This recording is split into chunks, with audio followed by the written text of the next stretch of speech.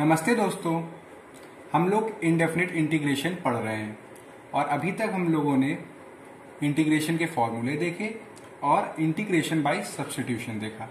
आज हम लोग दो स्पेशल फॉर्म देखेंगे कि उनके इंटीग्रेंड को हम लोग कैसे सॉल्व करते हैं। तो चलिए हम लोग बिगिन करते हैं। स्पेशल फॉर्म,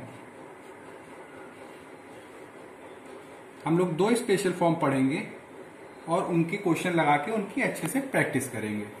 तो पहले क्या फॉर्म है देखिए, अगर कोई फंक्शन f(x) है जिसकी पावर n है और उस फंक्शन का डेरिवेटिव उसके साथ प्रोडक्ट फॉर्म में लिखा हो, तो ऐसे इंटीग्रैंड को हम लोग कैसे सॉल्व करेंगे। तो देखिए, इसके लिए सिंपली f(x) की power n+1 upon n+1 plus c। Simple sir, क्या करना है, अगर हम इसको t मान लेंगे तो उसका डेरिवेटिव है तो ये dt हो जाएगा। तो जो हम लोगों ने सबसे पहला फॉर्मूला पढ़ा हुआ था इंटीग्रेशन का कि x की power n dx is equal to x की पावर n+1 अपॉन n+1, वो यही है। और n नॉट इक्वल टू -1, अगर n -1 हो जाएगा तो ये फंक्शन हम लोगों का अनडिफाइंड हो जाएगा, एग्जिस्ट नहीं होगा। अब दूसरी फॉर्म, ये है हम लोगों की पहली फॉर्म। दूसरी फॉर्म क्या कहती है कि अगर कोई इंटीग्रैंड इस फॉर्म में है, यानी कि कोई फंक्शन है उसका डेरिवेटिव उसके न्यूमरेटर में दिया हो, तो ऐसे फंक्शनों को सीधे डायरेक्ट सॉल्व करेंगे बाय कैसे, देखिए log mod f(x) plus c। ठीक है, और कंडीशन ये है कि हमारा जो फंक्शन f(x) हो वो हमारा 0 ना हो, क्योंकि अगर फंक्शन हमारा 0 हो गया तो हम लोगों का पूरा इंटीग्रेंड अनडिफाइंड हो जाएगा, यानी कि एग्जिस्ट नहीं करेगा। तो आज हम लोगों ने ये दोनों फॉर्म पढ़ी। अब इनके हम लोग बहुत सारे क्वेश्चन लगाएंगे और बहुत अच्छे से प्रैक्टिस करेंगे, जिससे हम दोनों को ये दोनों फॉर्म बड़े अच्छे से आ जाए। तो चलिए देखते हैं हम लोग। पहली प्रॉब्लम क्या कहती है, देखिएगा एग्जाम्पल। इंटीग्रेशन x 5x² -7 की पावर 6 dx, ये हम लोगों का इंटीग्रेशन सॉल्व करने को दिया हुआ है। अब हम लोग काम क्या करते हैं, f(x) हम लोग मान लेते हैं f(x² -7 को। अब आप पूछेंगे आपने इसको क्यों माना, वो इसलिए कि कोई भी फंक्शन जो पावर में है उसको एक बार हम लोग फंक्शन मान के लेट करेंगे, फिर उसके बाद हम लोग चेक करेंगे कि उसका डेरिवेटिव प्रोडक्ट रूल में लिखा है कि नहीं। अगर लिखा है तो अच्छी बात है, अगर नहीं लिखा है तो उसको हम लोग बनाएंगे। अब देखिए, इसका डेरिवेटिव करते हैं हम लोग, f(x) इक्वल टू 10x, यानी कि इस फंक्शन का डेरिवेटिव आता है 10x। तो अगर किसी तरह हम लोग इसको यहाँ पे 10x बना दें तो इस फंक्शन का डेरिवेटिव इसके साथ आ जाएगा और ये हम लोगों की पहली फॉर्म बन जाएगी। तो चलिए देखिए इसको, यहाँ पे हम लोग 10 से मल्टीप्लाई और 10 से डिवाइड कर देंगे, f(x² -7 की पावर 6 dx। अब देखिए आप, इस फंक्शन का डेरिवेटिव दिया हुआ है और ये हम लोगों की पहली फॉर्म हो गई। तो सिंपल सा काम करेंगे, f(x² -7 की पावर 7 अपॉन 70 प्लस c, और ये लीजिए हम लोगों का ये आंसर आ गया। ये अभी हम लोगों की स्टार्टिंग है, अभी हम लोग ऐसे बहुत सारी प्रॉब्लम करेंगे जिससे आपको अच्छे से इसकी प्रैक्टिस हो जाएगी, तब आपको इस चीज में कंफ्यूजन नहीं होगी कि किसको क्या लेना है। तो देखते हैं हम लोग दूसरा एग्जाम्पल। एग्जाम्पल सेकंड कि 6x² +1 अपॉन 4x³ +2x -5 की पावर 3 dx। अभी हम लोगों का फंक्शन दिया हुआ है। अब हम लोग इस फंक्शन को fx मान के एक बार चेक करते हैं। तो fx is equal to 4x cube plus 2x minus 5।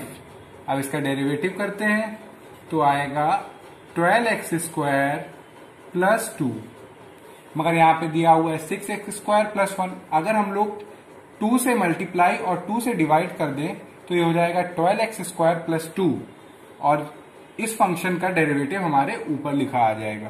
तो करते हैं हम लोग इसको 1/2 12x स्क्वायर प्लस 2, और इसको हम लोग ऊपर लिख देंगे तो ये ऐसे आएगा 4x cube plus 2x minus 5 की पावर माइनस 3 dx। हम लोगों ने इसको ऊपर इसलिए लिखा कि जिससे हम लोगों की पहली फॉर्म बन जाए। अभी हम लोगों की पहली फॉर्म बन चुकी है, तो अब इसको हम लोग सॉल्व करेंगे। तो ये 1/2 4x cube plus 2x minus 5 की पावर माइनस 2 प्लस c, जिसको और अच्छे से अगर लिखें तो -1/4 4x cube plus 2x minus 5 की होल स्क्वायर डिनोमिनेटर में प्लस c, और ये रहा हम लोगों का आंसर। ठीक है, अब हम लोग थर्ड प्रॉब्लम करते हैं। थर्ड प्रॉब्लम, अब थर्ड प्रॉब्लम क्या कह रही है? सेक की पावर 4x 10x dx। अब हम लोगों को इसको सॉल्व करना है। तो किसी तरह हम लोग कुछ ऐसा करें जिससे हम लोगों की या तो पहली फॉर्म बन जाए। तो पहली फॉर्म बनाने के लिए या तो हम लोग ये कर सकते हैं 10x को हम लोग मान लेते हैं, उसको डिफरेंशिएट करते हैं तो सेक स्क्वायर एक्स आएगा, मगर उससे कोई सोल्यूशन ढंग से नहीं निकलेगा। तो हम लोग एक काम करते हैं, इस पहली प्रॉब्लम को हम लोग ऐसे लिख सकते हैं, सेक क्यूब एक्स, एक सेक एक्स हम लोगों ने निकाला और 10x के साथ लिख दिया। अब आप लोगों को एग्जैक्टली दिख रहा होगा कि हम लोग क्या करना चाह रहे हैं। अगर अब इस फंक्शन को हम लोग fx माने, जैसे इसको मान लिया हम लोगों ने fx equal to sec x, तो इसको डिफरेंशिएट करें, तो डिफरेंशिएट करेंगे जब तो ये आएगा सेक एक्स 10x। अब यानी कि अगर fx की जगह हम लोग लिख देंगे fx का होल क्यूब, तो उसका डेरिवेटिव उसके साथ प्रोडक्ट में लिखा हुआ है, तो हम लोगों की फर्स्ट फॉर्म बन गई। तो अब सिंपल सा फंडा है, इसको इंटीग्रेट करेंगे तो ये आएगा सेक की power 4x upon 4 plus c, और ये हम लोगों का आ गया आंसर। अब मैं इतने सारे आप लोगों को प्रॉब्लम करा देना चाहता हूं जिससे आपको इसकी प्रैक्टिस बहुत अच्छे से हो जाए। तो चलिए एक और प्रॉब्लम लेते हैं हम लोग। Example cos cube x sine 2x dx। यहां पे cos x है, साइन 2x है, तो सबको हम लोग x में ले आते हैं सबसे, क्योंकि यहां पे 2x है। तो देखिएगा इसको, तो इसको हम लोग लिख सकते हैं 2 साइन x cos की पावर 4x dx। ठीक है, अब हम लोग यहां पे cos को हम लोग fx मानेंगे। तो cos को जब हम लोगों ने fx माना तो इसको डिफरेंशिएट करते हैं तो आएगा f dash x is equal to minus sine x. ये माइनस साइन एक्स आया। अगर हम लोग माइनस मल्टीप्लाई कर दें और माइनस डिवाइड कर दें तो कोई प्रॉब्लम नहीं होगी। तो ये माइनस 2 भी कॉमन है, कांस्टेंट, इसको बाहर ले लेते हैं, तो ये हो गया माइनस साइन एक्स कॉस की पावर 4x dx। यानी कि ये जो फंक्शन है उसका डेरिवेटिव उसके साथ प्रोडक्ट में लिखा हुआ है, यानी कि हम लोगों की फर्स्ट फॉर्म फिर से बन गई। और जब फर्स्ट फॉर्म बन गई तो डायरेक्ट इसका इंटीग्रेशन कर देंगे तो आएगा कॉस की power 5x upon 5 plus c, और लीजिए ये आ गया हम लोगों का। अब आप लोग खुद देख रहे होंगे कि अभी तक हम लोगों ने 3 प्रॉब्लम सॉल्व करी और तीनों में हम लोगों ने क्या किया, फॉर्म में उसको कन्वर्ट किया, यानी कि उसको उस फॉर्म में ले आए जिससे हम लोग उसको डायरेक्ट पहचान सके कि ये हम लोगों की फर्स्ट फॉर्म है और हम लोगों ने सीधे इसका इम्प्लीकेशन यानी कि जो रिजल्ट है उसको लगा सकें। अब और करते हैं हम लोग example integration under root 10x upon sine x cos x dx। अब देखिए ये थोड़ा सा हम लोगों का अलग है। अब हम लोग इसमें एक काम करते हैं, ऊपर नीचे सेक स्क्वायर एक्स से मल्टीप्लाई कर देते हैं, यानी कि multiply sec square x on numerator and denominator. तो अब होगा क्या, जब सेक स्क्वायर एक्स यहां पे आएगा तो ये 10x सेक स्क्वायर एक्स,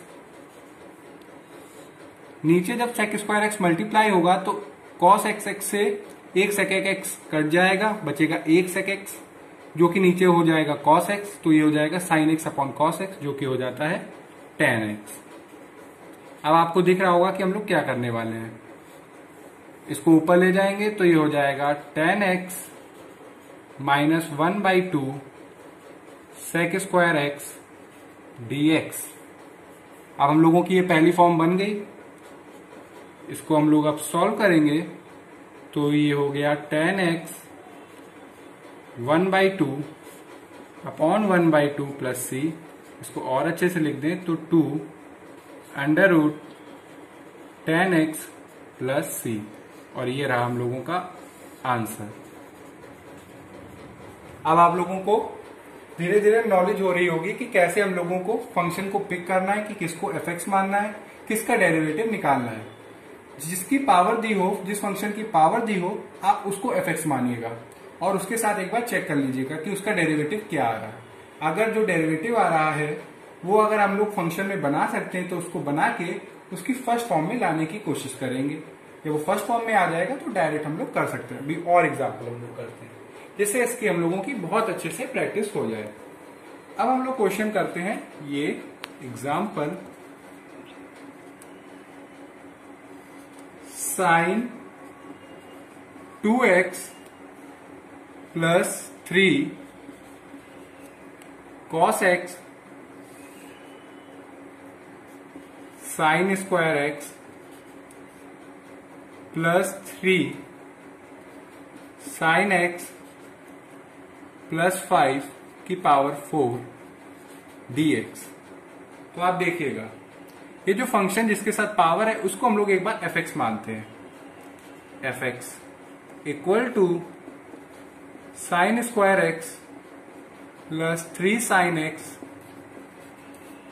प्लस 5, इसका डेरिवेटिव करेंगे तो ये आएगा 2 sine x cos x plus 3 cos x, ठीक है, जिसको हम लोग लिख सकते हैं sign 2x plus 3 cos x. तो आप देख रहे होंगे कि जो इसका डेरिवेटिव आया है वो न्यूमरेटर में दिया हुआ है। तो बस सिंपल सा प्रॉब्लम ये हम लोगों का सॉल्व हो जाएगा। अब यानी कि ये एफ डैश एक्स ऊपर दिया हुआ है और एफ एक्स हमारा पावर के साथ 4 में दिया हुआ है। तो अगर पावर ऊपर चली जाएगी तो ये फर्स्ट फॉर्म हम लोगों की बन जाएगी। तो जब फर्स्ट फॉर्म बन जाएगी तो इसको हम लोग जब सॉल्व करेंगे तो ये आएगा sign square x plus 3 sine x plus 5 की पावर -3 माइनस 1/3 प्लस c। और ये लीजिए हम लोगों का ये भी एक हम लोगों ने और किया। मैं चाहता तो ये दोनों फॉर्म पढ़ाने के बाद 2 एग्जाम्पल के साथ इस टॉपिक को एंड कर सकता था, मगर मैंने सोचा कि इसमें आपको इतने प्रॉब्लम कराऊं कि जिससे आप जब वीडियो एंड हो जाए उसके बाद खुद करें तो आपको ये फॉर्म में अच्छे से याद हो जाए। जितने ज्यादा आप क्वेश्चन करेंगे उतनी ज्यादा आपको ये फॉर्म में पकड़ आपकी ज्यादा बनेगी। एक क्वेश्चन और करते हैं इसी के साथ कि ये है example integration 1 plus cot x x plus log sine x dx। अब इसको हम लोगों को इंटीग्रेट करना है, किसको? फंक्शन एफ एक्स माने। 1 प्लस कॉट एक्स थोड़ा सा सिंपल दिख रहा है, मगर x प्लस लॉग एक्स को देखें तो ये थोड़ा सा कॉम्प्लिकेटेड दिख रहा है। यानी कि इसमें हम लोगों को लगता है कि अगर हम लोग इसका डिफरेंशिएट करें तो शायद कुछ ऐसा रिजल्ट मिले जो शायद हम लोगों के यूजफुल हो। तो एक बार करके देखते हैं। इसको मान लेते हैं हम लोग F x, x plus log sine x इसको माना। अब इसको हम लोग डिफरेंशिएट करते हैं तो f dash x is equal to 1, differentiate कर रहे हैं sine x into cos x. तो ये क्या हो गया हम लोगों का? 1 प्लस कॉट एक्स। अब देखिए, यानी कि जो ये फंक्शन है उसका डेरिवेटिव ऊपर दिया हुआ है, तो ये हम लोगों की कौन सी फॉर्म हो गई? अभी हम लोगों ने पढ़ी थी, ये हम लोगों की हो गई सेकेंड फॉर्म, जो भी हम लोगों ने पढ़ी थी। अब जब सेकेंड फॉर्म है तो हम लोग इसमें करते क्या है? अगर कोई भी फंक्शन जो डिनोमिनेटर में है और उसका डेरिवेटिव न्यूमरेटर में दिया हो और पावर 1 हो, तो सीधे सीधे हम लोग log mod x plus log sine x plus c, और लीजिए ये भी हम लोगों का आ गया। तो ये रही हम लोगों की ये दो स्पेशल फॉर्म, और इससे रिलेटेड हम लोगों ने कुछ एग्जाम्पल किए। आई होप कि आपको ये समझ में आया होगा। अगर कोई भी डाउट हो तो आप कमेंट सेक्शन में लिख के बताइए, और हम लोग नेक्स्ट वीडियो में इस टॉपिक को और आगे बढ़ाएंगे। Thank you.